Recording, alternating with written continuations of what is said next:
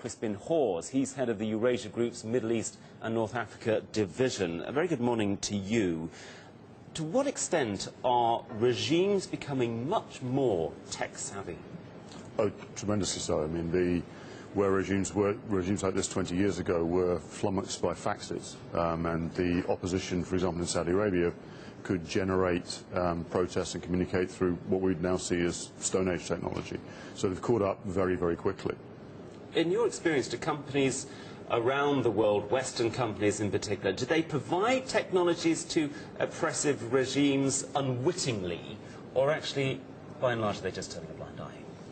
There's probably a little bit of both, actually. I mean, I think what you've got is a development of technology which has been so rapid that equipment that we now see as being absolutely normal installed on the phones that we buy or even given free as part of a mobile package actually represent enormously sophisticated technology. So there's a little bit of both, I think. We were just focusing in on Iran in Napolitano's report. I'm just wondering just how effective international sanctions are and how many Western companies just can get round them.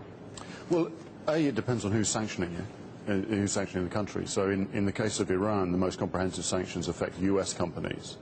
There are then secondary sanctions applied by the US on non-US companies that then face various penalties in dealing with the US. So that's one set of sanctions. But in terms of comprehensive international sanctions, as far as I'm aware, there's no international legal bar on a Chinese cell company selling any piece of technology other than that which would bar it from operating in the United States, for example. Well, let's take a look at some of the countries that have been in the news over the past few weeks. Libya, of course. Are you expecting a smooth transition there? And what are the dangers, the opportunities now of investing in a country such as Libya?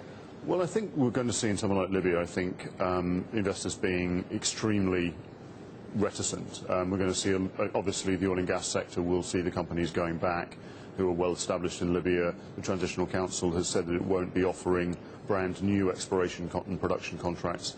But in terms of direct investment, it's going to be the energy sector primarily.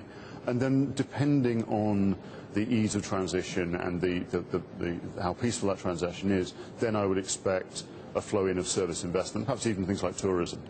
What about a country such as Saudi Arabia? We had the death of the Crown Prince Sultan just a few days ago. Now we know the Interior Minister is now the next in line to be to lead the world's biggest oil exporter. Do you see things changing in a country like Saudi Arabia? How easy it is to invest and to do business like that? Certainly, if you're a Western company. Well, there are areas where it's very easy to invest. There are other areas where it's extremely difficult, and the type of investment, particularly portfolio investment in Saudi companies, is extremely difficult if you're not a Gulf-registered company. Very difficult to repatriate profits, for example. But, for instance, Western construction companies, Western technology companies working in Saudi Arabia, it is a relatively easy investment environment, albeit with some fairly intricate regulatory issues that are raised. Okay, Crispin Hawes, we have to leave it there. Head of Eurasia Group's Middle East and North Africa division. I'm grateful to you. Thank you very much indeed.